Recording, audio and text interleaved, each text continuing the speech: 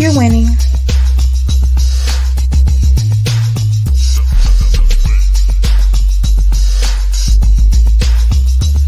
You're winning.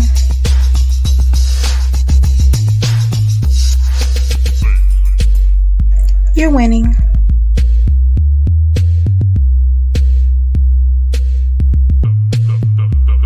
You're winning.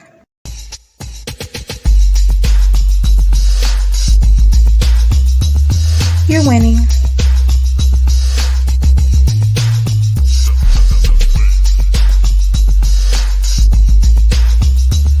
You're winning.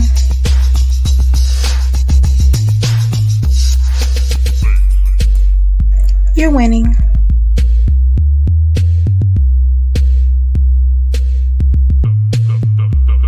You're winning. Hello, my lovely loves. You are winning with another episode of Epic Understanding. I am your host, Coach Love, and I am delighted. Everybody say delighted. Delighted to have Dr. Viviana here to teach us about intimacy. Now, she is best known for her work on the hit show Married at First Sight on Lifetime, but she has a brand new book, The Four Intimacy Styles, and we're going to use them to our very best advantage.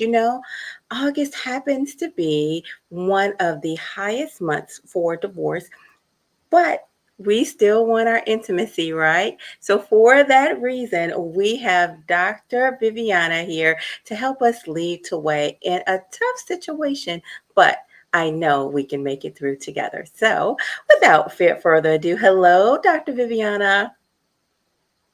Hi, Coach Love. I'm so thrilled to be here. And that statistic it always makes me so sad. I think about all the kids who are going through back to school and all the Mhm. parents who are really struggling to keep it together. And so hopefully we'll give them a little bit of tools to kind of be able to handle this a little bit more gracefully.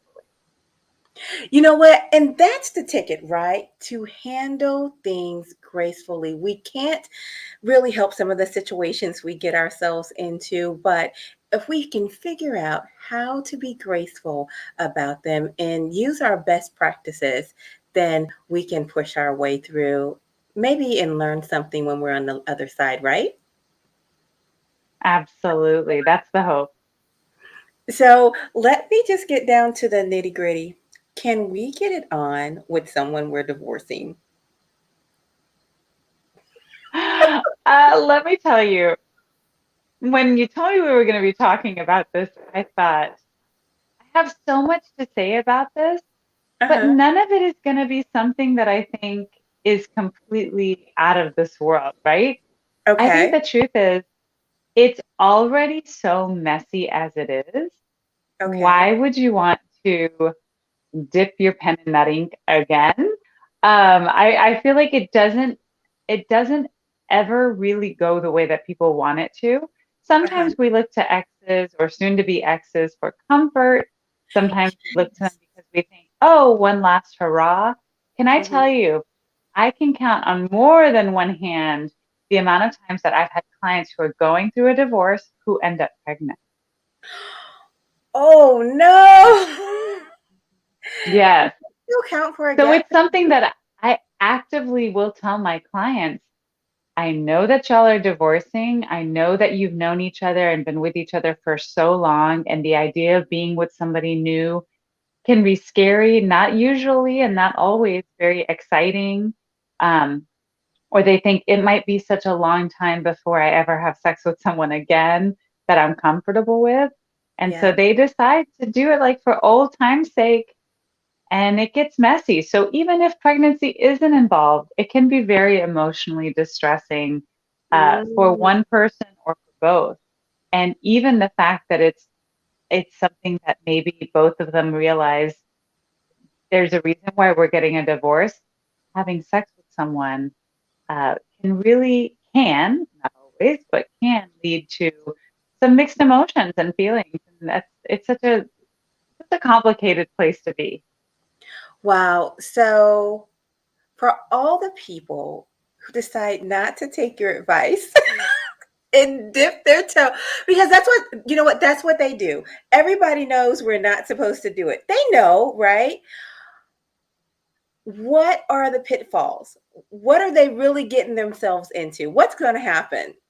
So what they're getting themselves into is typically uh, someone's feelings are going to get hurt, Okay. whether it's because they feel like they're being used or taken advantage Oh, of, yeah. or because it's used as a form of manipulation. Some people will think, well, what if this is our last chance to really see if there's anything between us? And they end up Oh, yeah. mishandling the pleasure that comes from being together physically with maybe thinking maybe we have a shot at being together emotionally again. Hmm. And it just more often than not, it's super messy, and it doesn't often get to a place where both people feel the exact same way about the interaction, and that can be very painful. It's I also think it's, confusing for the people around them, for friends oh, and family. They're probably like, "What are you doing?" yeah. Break up to make up, right? There you go. You guys were broken up yesterday. What do you mean he's at your house? What? What?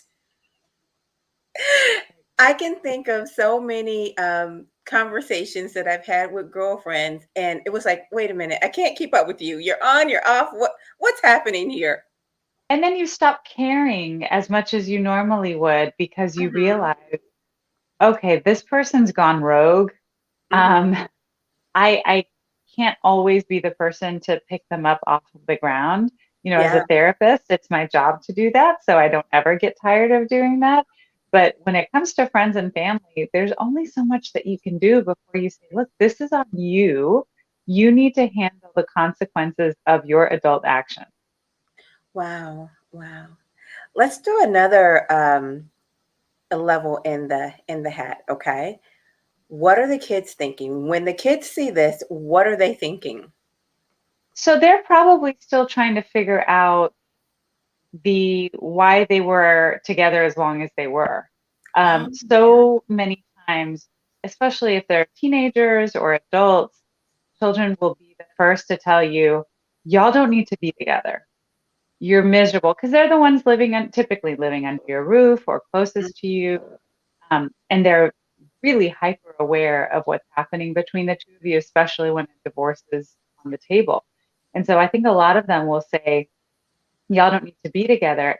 And it's not really modeling the healthiest of relationships to go back and forth, especially when your children start to say, hey, we can see this better than you can. And then they start to feel like they have to take care of you, all the while going through their own stuff. So it's not really healthy there either. You know what? So basically, your advice is don't do it. It's unhealthy all the way around. You're confusing the kids, you're confusing your friends, and you're confusing your own emotions. I think the likelihood of it going and just being comfortable sex is just so low that it's not worth Uh-huh. the risk. It's I not. also think that for a lot of people, maybe they need to do more work on trying to figure out whether or not divorce is the right option for them versus Mm. saying divorce is the right option and then saying, hey, let's go sleep together. Oh, you know what? That is such a good point, because do you think that desire for intimacy and still wanting to be together is a sign that maybe you're not ready for divorce? I think that a lot of times it can be very confusing, and I don't Okay. understand the need to want to add on the physical confusion, right? Okay. It's hard enough. I mean, it's a very difficult decision to divorce. I get so many people who are like, "Oh, I think he's taking the easy way out. He's divorcing me. He's leaving me." It is never easy. It's not easy to stay through and work through it, and it's not easy to decide we're not going to be a good couple together. We need to do better on our own. We need to divorce or separate. And so it's never going to be easy, but I think a lot of people get stuck in thinking, I've already said the divorce word, I've already filed, and so the train is on the tracks. It doesn't matter what happens, we're done. If you're Okay. working with a therapist, then it really helps you to figure out, this is your life. just because the train is on the tracks doesn't mean that there can't be any stops. It doesn't mean there can't be any new findings that could help you to figure out whether this could be something that becomes healthier or not. But if you've decided and that's it, and you're merely saying, I miss someone sexually, I miss someone physically, I miss having someone, and you're looking to your ex, you have to know that history does something and it means something, and your bodies remember whether or not your hearts do. And so I think it's just something to be very mindful of and be careful with. That is such a beautiful way that you put that. Our bodies remember the intimacy even though our hearts and minds want to forget it. Basically, it's what I got out of what you said. I do want, you know what, let us all give Dr. Viviana a hand, because she is coming to us in a storm, guys. She's such a trooper. It is storming where she is, and so that's why her sound is going a little bit in and out. But thank you for your kindness and your patience for, sticking through this. So family, our audience, thank you for your patience as well. We do have Jenica I'm going to from, seek that help. okay, thank you, from Trinidad and Tobago. And she says, Truth Bomb, I spent years asking myself this question: why, oh, why did my parents continue living under the same roof, being disrespectful to each other? Some adults are really messed up and create messed up children.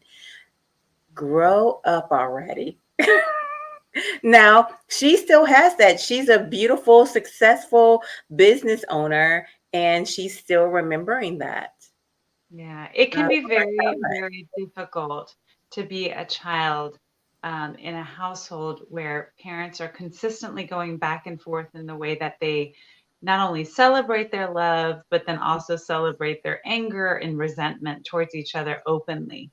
I'm a huge fan of parents showing and exemplifying healthy resolution. It's okay to argue in front of your kids, but you also need to show them the resolution. That's Mm, the key. That's where a lot of studies have shown that people fall short in parenting. It's okay to argue. It's not okay to only argue and not show the resolution, because you leave you end up leaving a loose end that kids okay. have to put together. And what will they do? They will end up thinking that you never made up, Okay. that you're always arguing, and then they'll see and be looking for cues and clues of whether or not y'all are doing well. And I think that for a lot of parents, we just don't think about, um, we're just having conversations in passing, but our kids pick up on everything. So we always want to encourage our children to ask questions, especially when it's uncomfortable or especially when it's asking us about our behaviors. We want that because we do want them to be really well adjusted adults.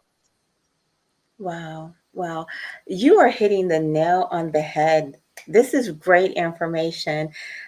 I've been So seeing clients all day. I'm primed. I'm ready for this.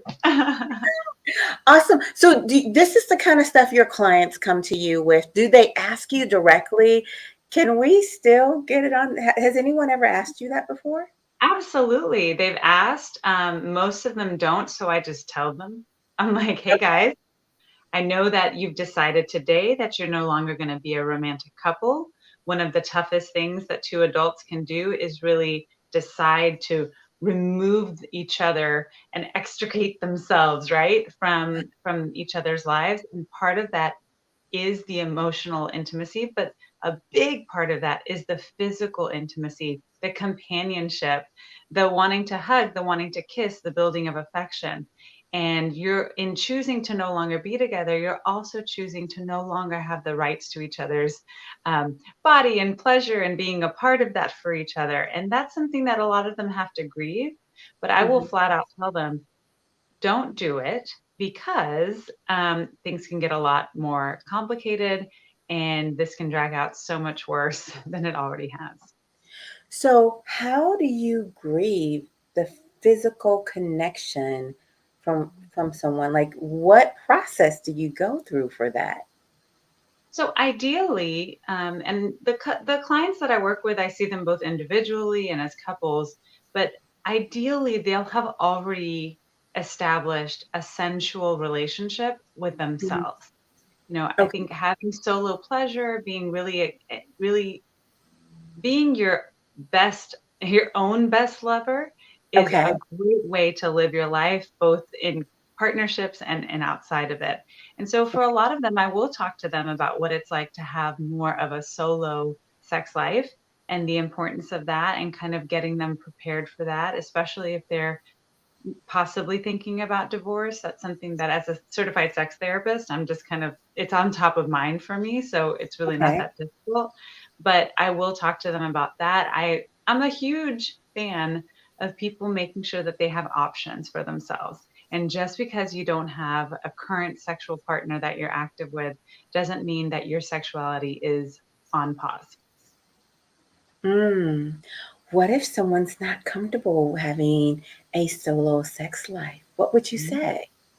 So it still happens where people don't feel comfortable with that for whatever reason. Oftentimes it's because they don't have the experience. They've never had Okay. anybody talking to them about what healthy, not just emotionally healthy solo sex lives look like, but also physiologically healthy sex lives. We have to take care of our pelvic health. We need to take care of our genital health. I mean, all of that is something that is a part of our body. It's not like it responds only or only needs to be activated during a sexual partnership or during childbirth or pregnancy or menopause. Like we there we are sexual beings. And so oftentimes it's just about educating them on the importance of making sure that you're taking care of your genital pelvic health. And that does include often the experience of masturbation, solo pleasuring. Those are things that are really important for our health. We do tend to have more men who are Measuring those in are touch with that and who really kind of have been living their lives with having a solo sex life since a much younger age, 10, I 11, see. even sometimes younger than that. And I think that for women, we still have a lot to catch up on, but I'm trying to do my part to really help women to understand the importance of being able to be your own best lover. And I'm actually saying that for the first time here today. I've never said that before, but I kind of like it. Be your own best lover. I feel like that's really important. And I think we need to take the shame and guilt out of wanting to be our own best lovers, but also to be there for a partner as well. You know what? And I'm just going to expand the idea of being your own best lover to be mentally and emotionally as well. You know, it's a good idea to be your own best friend. Yeah, and I think for a lot of people, we don't ever court ourselves.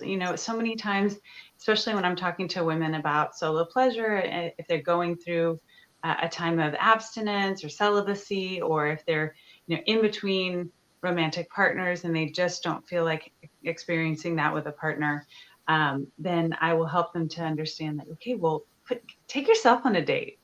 You know, go Oh, get a massage, read read some erotica. I have all sorts of projects coming up to help people with this sort of thing, but the idea of taking yourself on a date and treating yourself to a nice dinner, to a mhm. great movie, all of those things, it doesn't have to only exist when you're in a partnership. If it does, then you will likely put up with things that don't really fit for you. Mm.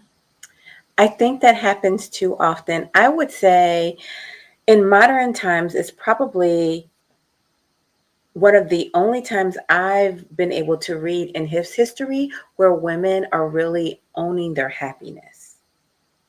Yes, and it takes the entire world screaming at the top of their lungs saying, "Come on, women, live for yourselves, empower each other," Mhm. before we actually really start to listen. And that's kind of sad, right? But I'm glad it's better late than never. 100%. Here's a great question from Dr. Lay. He says, is being intimate while separated is it a behavior sign that they may get back together? If it is, it's usually very short term, because all of Mm, the reasons that they're separating and all of the reasons that they're divorcing, they still exist. Just because you decide to get naked together and have sex doesn't change any of that. mm. Okay, there you go. Jenica says she loves dating herself. She did it during the pandemic. That is fabulous. Um, let's kind of go a little bit further down the road. Your book talks about the four intimacy styles. What are Yes, they? my four intimacy styles. So what the grand scheme of it is that I wanted to write a book that helped couples who really want to stay together forever. They want to Okay. have the dream marriage, they want to have the dream partnership emotionally, but Mm-hmm. they really want to hold on to the physical intimacy. I know of so many couples, and I'm sure you do too, Coach Love, Mm-hmm. where they are excellent at communication. They have fun together. They're friends. You can just see that they really care about each other and they love one another. But over time, Mm-hmm. whether that's 2 years in or 20 years in, at some point, nearly every couple will struggle with physical intimacy. And nearly every couple will wonder, can we survive not having the physical intimacy that we want? So after, I've been seeing couples and individuals for 20 years. Um, During that time, I kept noticing, just in the past 10 to 15 years, I started really actively noticing the reasons why people have sex. Everybody can tell you, oh, yeah, sex is a really important part of any relationship. It's very, very important. But then when you start to ask them why they do it, that's when I started to say, okay, I need to get more methodical about tracking why people have sex. So the motivators are what I call the four intimacy styles, and that is bonding, release, giving, and responsive. And what I'm asking everyone to do is there's a quiz online. You can take the quiz, it's in the book as well. It's called the Four Okay. Intimacy Styles Quiz.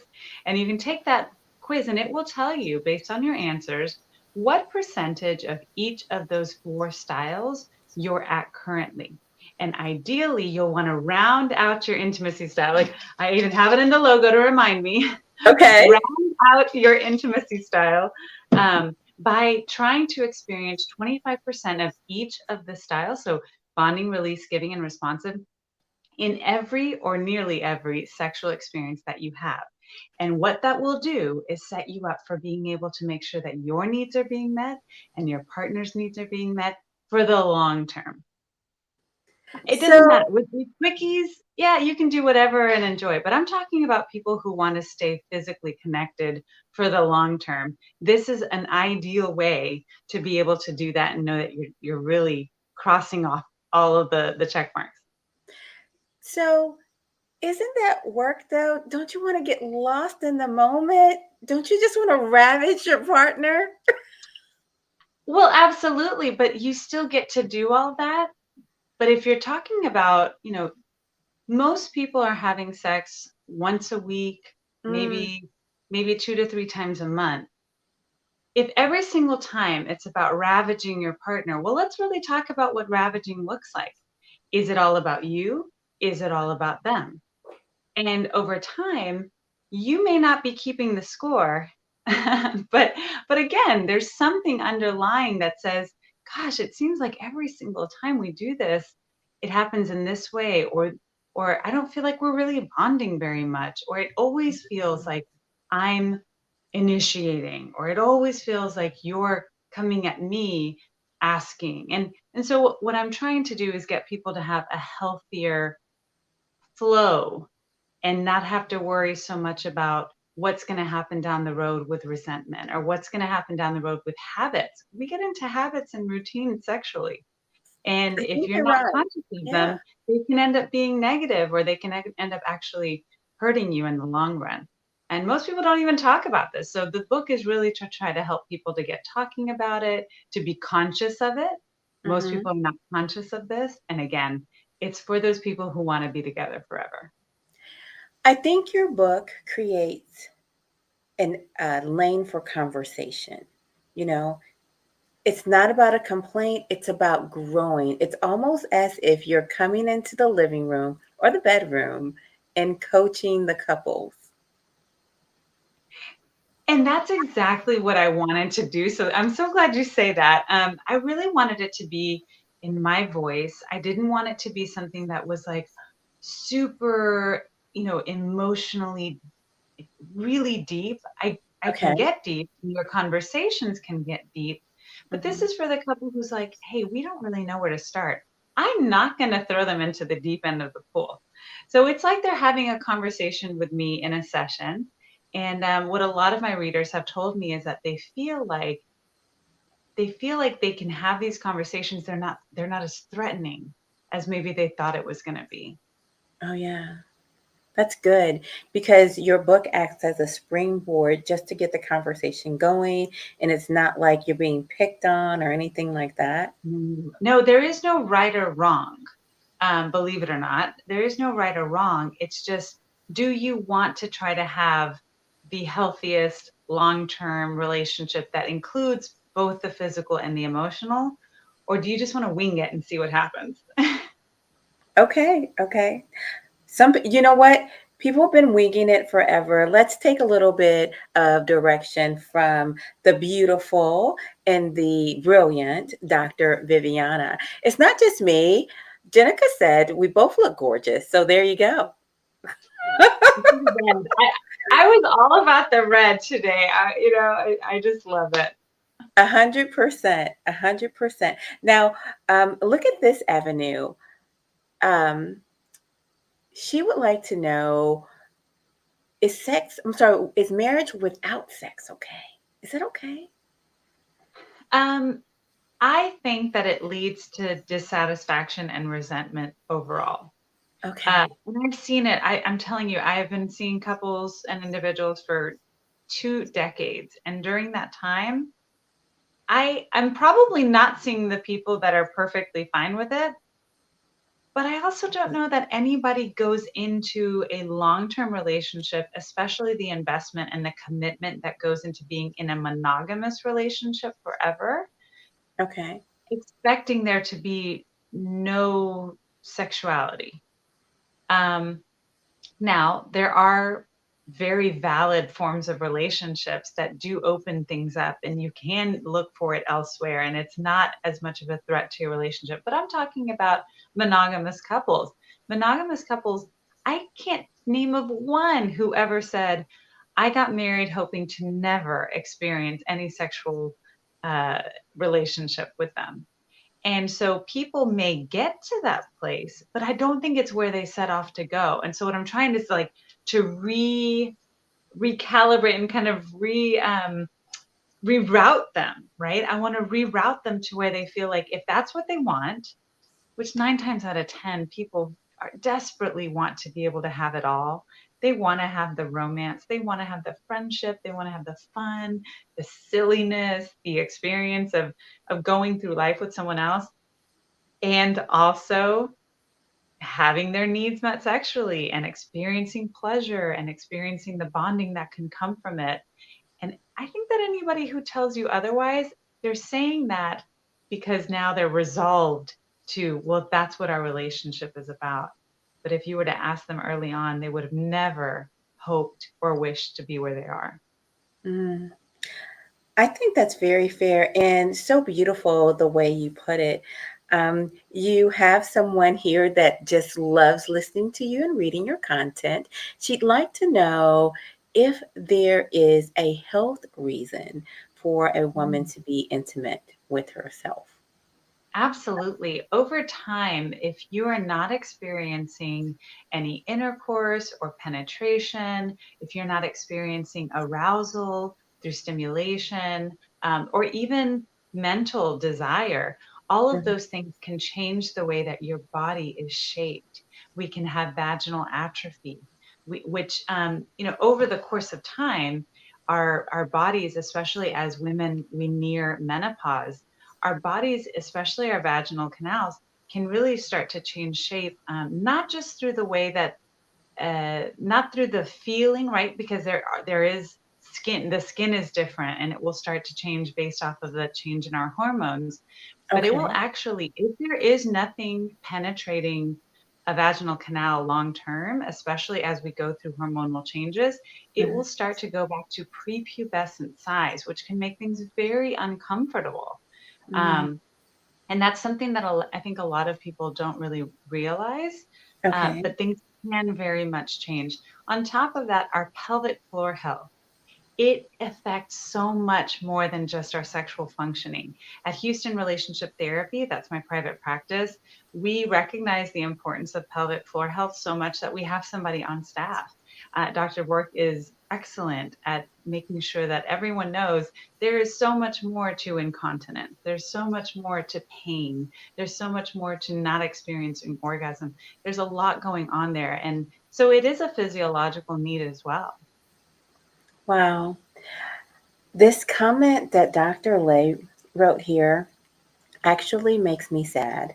I hear a lot of times in my practice that intimacy sex is more routine and primarily for release, at least for couples that have spent a significant amount of time together. Oh, I just go, ouch and yuck. Yeah, and I mean, I see that a lot in my practice too. I think if it were even that easy to where both people are getting some release out of it, I would Mhm. probably not be like, you know, the book wouldn't be doing as well, because I think a lot of people, it's okay for them to be on the same page about things, but there will come a time, whether it's now or after 2 kids or after the kids are out of the house or after you've retired, there will come a time where sexuality means different things for each of you. And if you're not ahead Maybe of it, maybe I'm misunderstanding it, but I'm just like, ew. Honestly, because for me, release. it almost feels like do you remember the movie The Color Purple? And I'm Whoopi, sorry, you cut out. Are you worried that it's transactional? Is that what it comes across as? well, Like it's maybe a little transactional? transactional or even worse. Do you remember the movie The Color Purple? I There's this, do. yes. So there's a scene where Suge and Whoopi are discussing making love to Mr. And um, she says, it feels like he's going to the bathroom on me. That's what it sounds like to me. Like, ew, just horrible. And Sugar's all like, I like it, you know? And that's they're with the Right. same man, but it's so different. Right. Well, I think that there's something to be said about making sure that the physiological act and the behavior of sexuality, it's kind of nice to have that tension release. It's a really nice stress reliever. Orgasm, if you're able to have it, it can be a wonderful thing for you to experience to really lower your stress levels. But we're not pacifiers, okay? We're Right. not here to be a comfort blanket or to get your endorphins going. I mean, like that's not what we're here for, I think. There's so much more to it, especially when you're in a committed relationship. So while release in and of itself isn't wrong, it's one of the four intimacy styles. I completely believe in the validity of it. But when that's all you're experiencing from it, Okay. especially if your partner doesn't feel the same way, that's when things can start to get messy and they can start to feel like someone's feeling used. Someone does feel like they are just a receptacle Hmm. for whatever. And Right. it can really start to feel like we're missing out on something. And it's because you are. You're missing out on three other really important components of sexuality. Okay. Okay. You made me feel a little better. Just like this much. This much. I think what Dr. Lay was trying to say is that some people will say, well, we just have sex to really just get the physiological tension out of our bodies, and we turn to each other to do that, and we're both in on it. Okay. Okay. Is There's that a kind of like a reason booty that call? people, yeah, it can be. It can be. And again, I recognize that there is something really fun and exciting that can happen when you're just like, I just want you to make me orgasm. Like there's something really exciting about that. But if that's all there is, and I'm talking again, Okay. long-term relationships, if that's all Okay. there is, you're gonna run into problems. So it's not that in and of itself, looking for a release is a bad thing or it's a wrong thing to do or it's unhealthy. But when you're in a committed long-term relationship and it's monogamous, you gotta have more. There's more pieces to the Yeah, for puzzle. sure. You definitely have to have more. I'm going to steer the chat has lots of questions and they've been, Okay. kind of picking us through the intimacy, but I want to steer us back onto divorce because, guys, this what the month of August has been about. We're really unpacking how to properly have a divorce, and navigating our intimacy is very important through this process. So I'm curious, while separated, how do you appropriately have the conversation of having intimacy with other people while you're. Um, While you're well, I think a lot of it has to do with how it's going to impact the household. So Okay. if you're bringing in strangers, it can feel very disrespectful. If Okay. you are going out and spending the night overnight somewhere and y'all still haven't, and you're still living in the same household, that might be something to discuss. Not that you need permission, but when you're still living with someone, it doesn't matter who you are, there is a level of respect and that you want to maintain, or else things can get very uncomfortable in your daily life just living together. Uh, Now, that would also mean that you would have to then share with your ex if you decide to have sex with them again. You might want Mhm. to get an STD, an STI check. You want to let them know, I'm no longer monogamous with you. Those are all things that you want to do as a consenting adult, and give them the opportunity to make sure that they're at the forefront of taking care of their health. But I think for a lot of people, it is about, if you can keep it private, Mhm. especially if it's a really contentious divorce. I think it's important for you to keep things private. You don't need to be on every single dating app. You don't need to be flaunting that you're already out there with someone else. I think it can also be very confusing to those around you. They'll probably worry about, well, has your heart healed? Have you properly moved on? And that doesn't look any one particular way. I mean, in my practice all the time, I'm trying to help people to navigate this, and it never looks the same. Everybody's journey is very different, and lots of people have different factors that they have to consider. But more often than not, I would say being respectful is really important, and being respectful of the history that you have together will get you to a better place. You said something incredible. I am no longer monogamous with you. That is a very simple way, a very clear and direct way of expressing that idea. I don't think people do that. No, I think that they're scared to do it. And if they're scared to do it, then they probably feel like there's something wrong with what they're doing. And I can't say that there's something wrong with what they're doing. It might be wrong in how they're doing it. And that's where we can help. So I think that honestly, people don't have the words. I mean, I've never heard it put so simply. Hi, I just wanted you to know that I'm no longer monogamous with you. Very plain and simple, very adult way of, expressing it, but I've never had that heard that put so clearly. Well, thanks. I've had a lot of practice. I hear that a lot from clients. They're like, oh, I've been trying to say something, but now you just said it in a way. Let me write that down. And I'm like, okay, well, I'm glad Mhm. that it helps. But it's just a lot of experience helps me to really hone in on some of the things that people want to say but don't really know how to say it. And I think that's a big reason why people come to see me repeatedly. Maybe over years they'll come back for something different, is because they recognize that through my expertise and through working with so many people, that I can kind of get to the point a little faster than maybe others. Mm-hmm.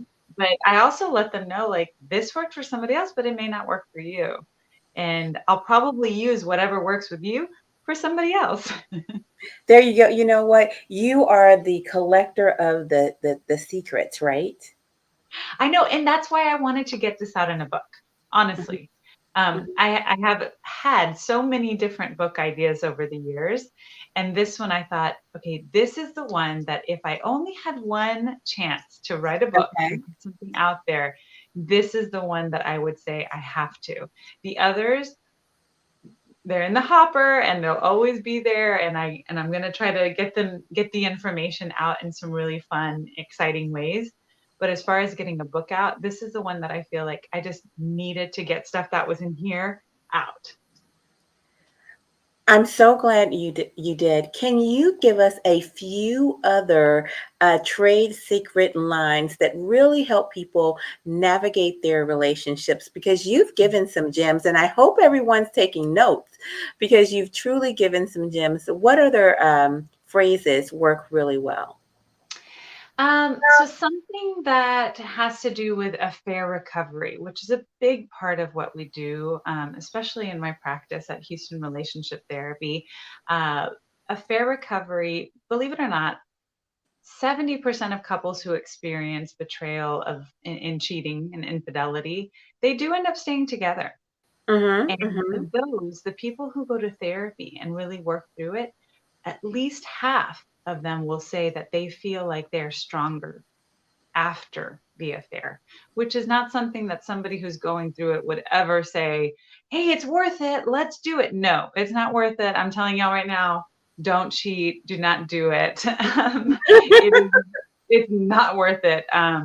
But you can come out of it in a good place. It may not be better, it may not be amazing, but you can. And so, one of the things that I was talking to with a couple recently was saying that when trust is lost, especially right at the beginning, you can say, okay, I'm looking down the road and I feel like there is a big brick wall in the distance that I know it's there. I can see it. It's a brick wall. And so I just don't even see how we're going to even possibly get over that or past it when the time comes, when time has passed, when there's been some healing. And so they don't even try. And I say, look, through the process of working through affair recovery, you may find that by the time you get to that wall, that it may still be a brick wall, but it's not 6 feet deep, it's 6 inches deep. And that might be worth trying to get to and work through. But you won't know that until you get there together. So that's something that I think Fair resonates with some recovery. people. Look at that. That is worth What's going on? that is worth the price of tea in all of China. Seriously, that line, um, cheaters, write that down. Don't do it. No, this is what you need to tell your mate, darling. We can go to a fair recovery. I heard Dr. Vivian. You know, I'm really excited about the work that I've been doing in this particular department because, Okay, again, I'm working with people who are together for such a long time. okay. And we're human and we have needs and we make mistakes. And a lot of that ends up accounting for and pointing towards infidelity. I would Mhm. love, just like with my premarital counseling program, I would love it if people came in to work through affair prevention, but most Ooh, people don't. affair prevention. That's a good one Mhm. too. That's going to be a part of what I'm working on too. So it'll all be out there. But I wish that people did that. But guess what? They don't. They Yeah. come in after the fact. It's really, really scary. if you can get me in your schedule, we should just come and talk about affairs, the whole thing, affair Mhm. prevention, affair recovery, hiding my affair. It all comes to light, especially these days. There, I have so much in the hopper. Let me tell you, I have been gathering real ways that people found out that their partner was cheating or that they Oh, were found out cheating. yeah. It is the wildest. We do not live in a world where you can keep a secret these days. Well, Don't give even us a try. good one. Give us a good one. Give us a good one. How did someone find out? Um, oh gosh, somebody did well, there's 23andMe. That's happening a lot now. Um, I've had How does so that many work? Wait, people wait, wait. How does 23andMe make people, well, find they'll out? find out that there are secret children out Oh, there. yeah, yeah. Mm-hmm. And sometimes there's secrets to the biological dad. I mean, that happens too, where somebody, they didn't realize. Uh, so many cloud pictures that show up on kids' iPads. That happens a lot, and it's Yes, so yes. sad. And I mean, it's traumatic for lots of reasons, right? But that Mhm. happens a lot.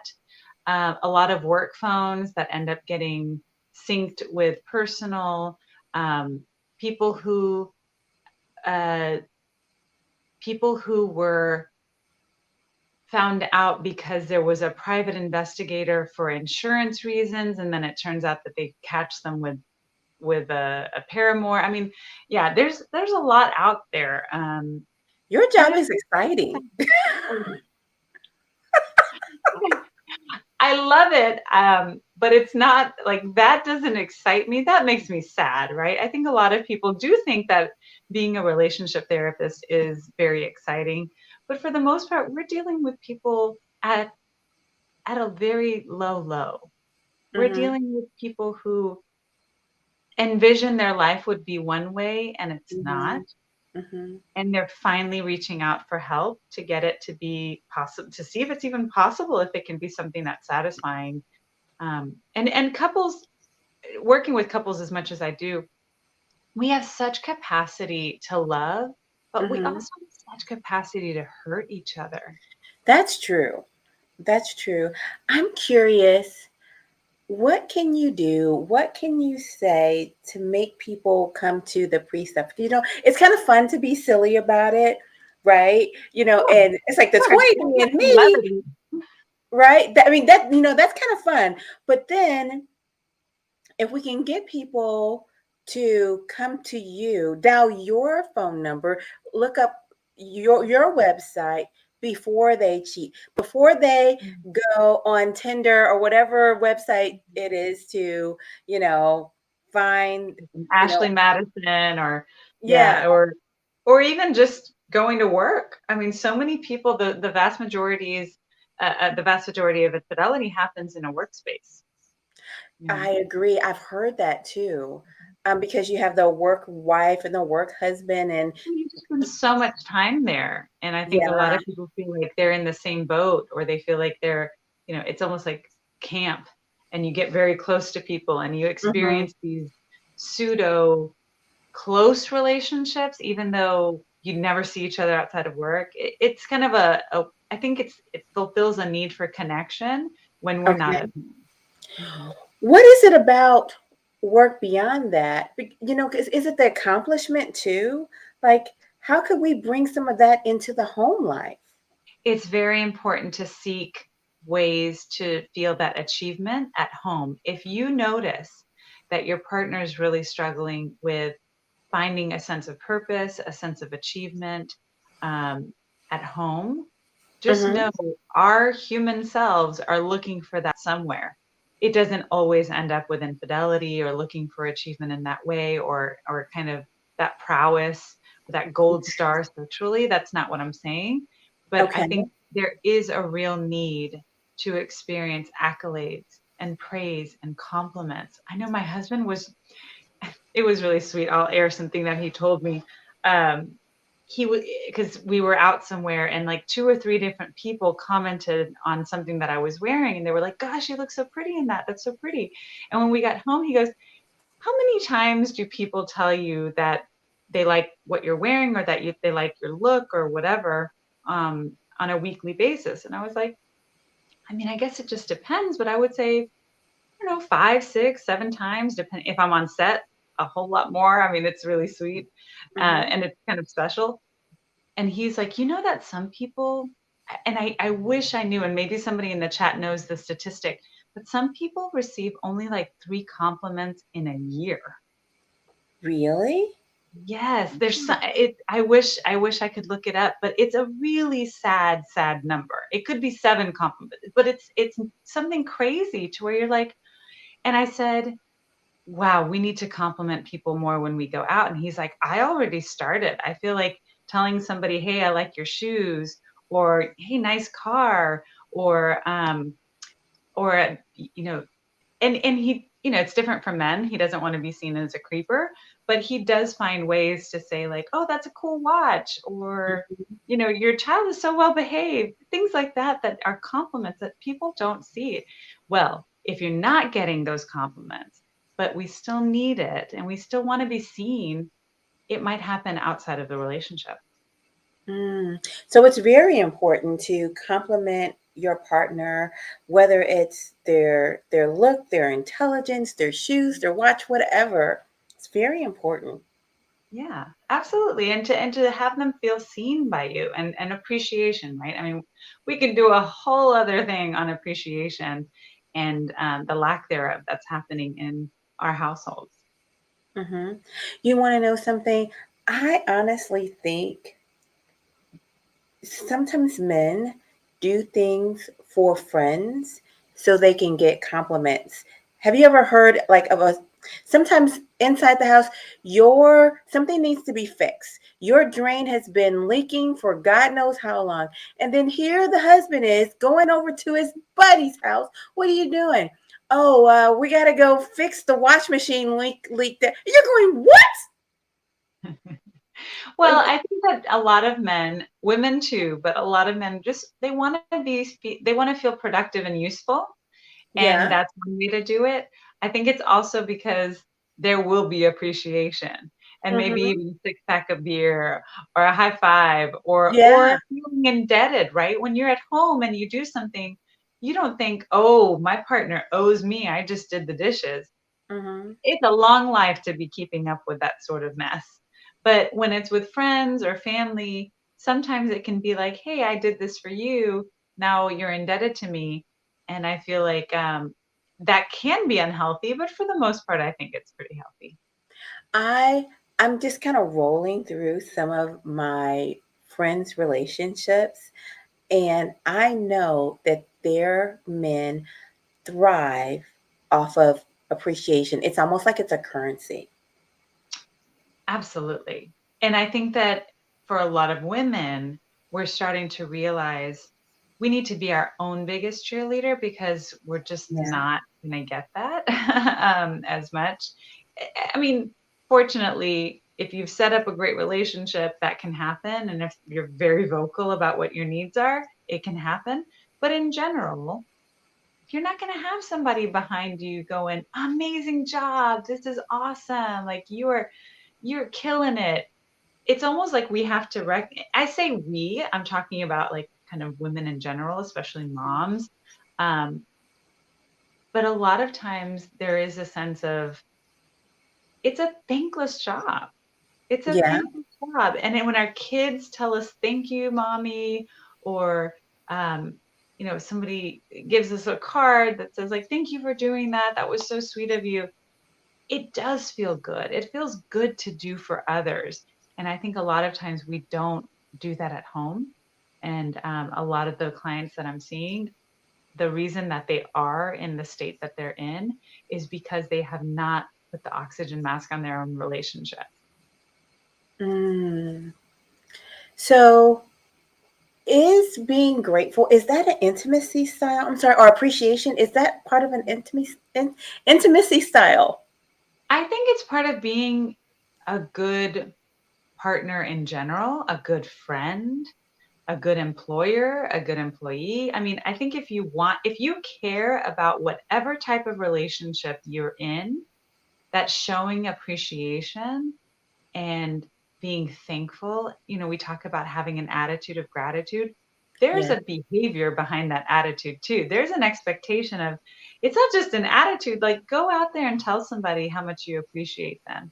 Give them kudos, give them praise, let them know that what you noticed.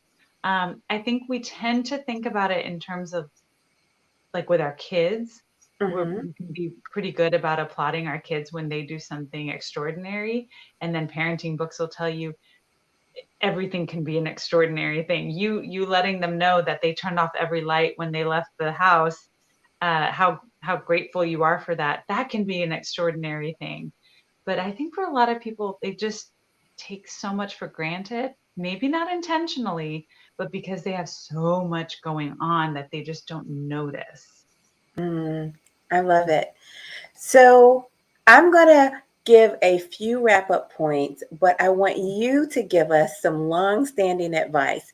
So far, what I gathered is no booty calls when you're getting divorced. Yeah. Um, it's just not likely to be as perfectly tidy as you'd like. Okay, that is a bad idea. Be straightforward when you're no longer being monogamous. I Yep, love yep, that. And yeah. remember to show your children how to make up and recover from an argument. Those are gems. I Well, love it. thank you. Thank you so much. I learned so much from my clients. I really, really adore them for that and their vulnerability and their openness and all of that because they've shown me not just the presenting problem but also the resolution like we've been talking about. I've been Mhm. and able to help so many others. Awesome. And if you wouldn't mind giving us just three more tips, because I'm just loving all of your knowledge, I would greatly appreciate it. Well, I think when it comes to intimacy, um, it's so important to find the words, to learn how to communicate. Getting a book like The Four Intimacy Styles can help you. It really can. If you're not into books, do the quiz online. I put out so many podcasts like this. I've been on a book tour and so many interviews. You can get the information in one way, shape, or form. Of course, I'd love to sign and dedicate every hard copy for you. So if you order it online, I'd love to do that. I think it's so much fun.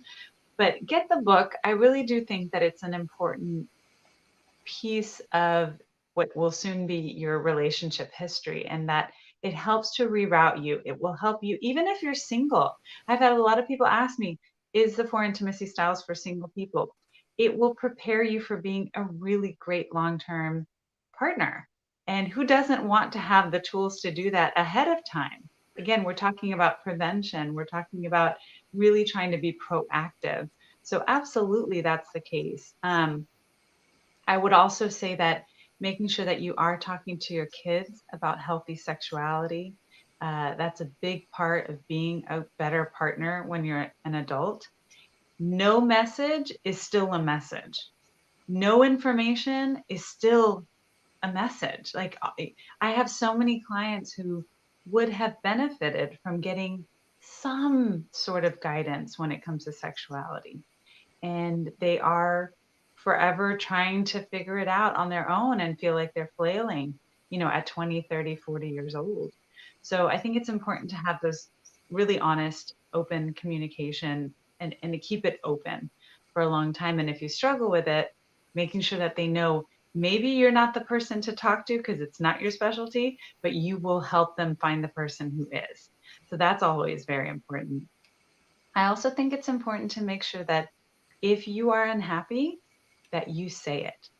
Do not assume that your partner is going to be able to read your look, your posture, the tone of your voice.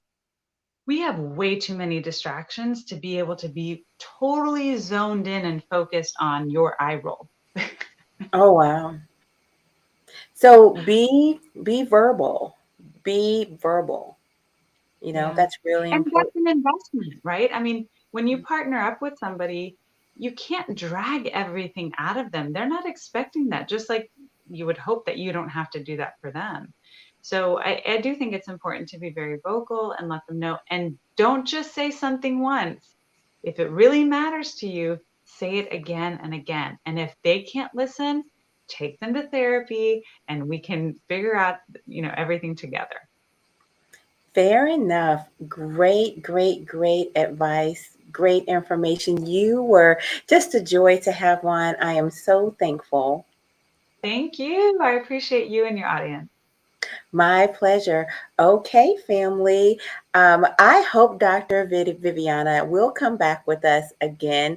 We have more things to talk about. We have to talk about achievement.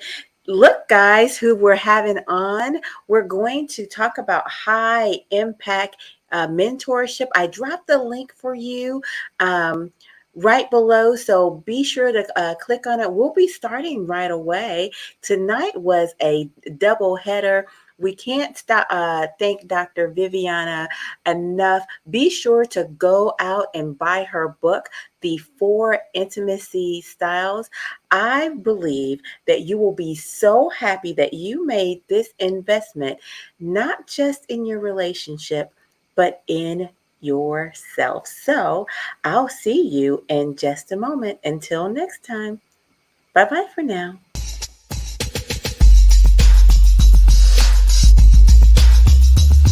You're winning.